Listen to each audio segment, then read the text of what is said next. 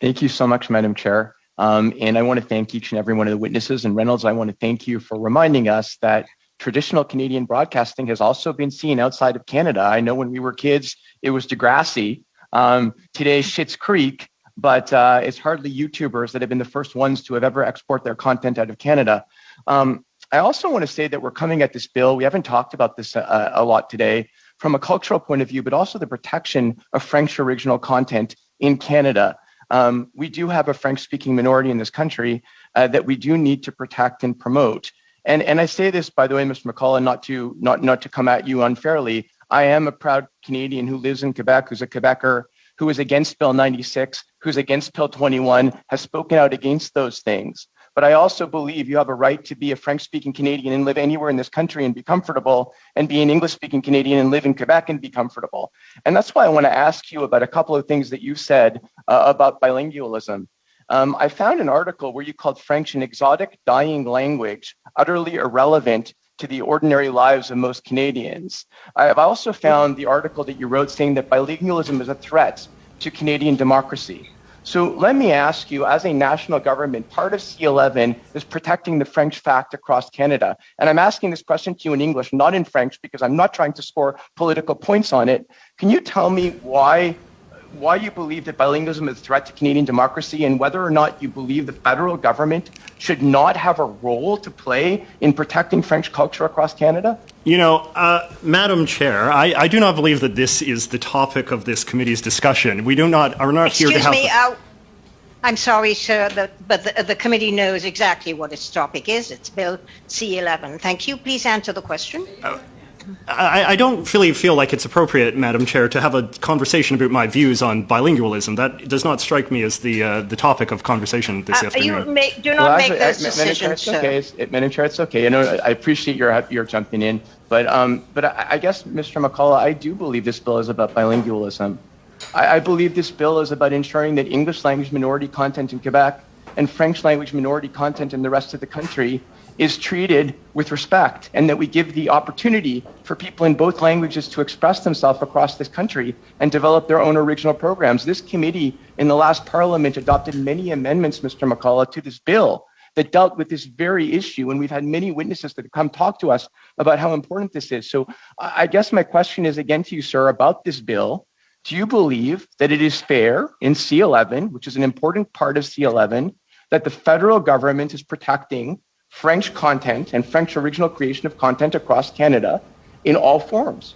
I do not believe that it is the role of the government to impress upon Canadians French content if they don't want it. If Canadians want to watch French YouTube videos, say, there is nothing to prevent them from discovering those videos and watching them. I do not believe it is appropriate for the government to sort of, pass laws or regulations or mandates that would, say, force YouTube to, impose French content on YouTuber on YouTube users who don't want to watch that, right? That just to me seems kind of preposterous. I think that this should be ultimately a consumer-driven phenomenon. What consumers want to consume is what they should be free to consume. I don't think it's the role of government to tell them to watch more French videos, to tell them to watch more videos on X, Y, or Z. I don't think it has anything to do with French. It has everything to do with sort of consumer demand. And that's my perspective, because I believe in a free market, and I believe in a free market approach to culture. I don't believe in the idea of a government knows best approach to culture, in which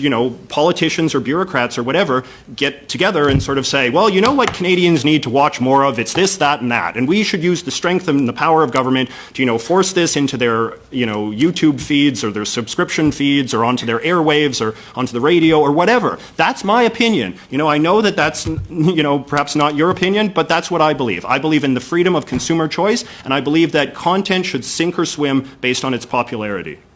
And I'm giving you the opportunity to express those views here at this committee, and all of Canadians can hear exactly what you think about that, which is important, and which wouldn't have happened in Viktor Orban's Hungary probably, and wouldn't have happened in a lot of the different countries that you've compared the totalitarian regimes to as you've been talking about this bill. So can I ask you, in terms of your comparison, Ms. Thomas just asked you, and you yourself brought up Hungary, you've also compared it to China and Russia.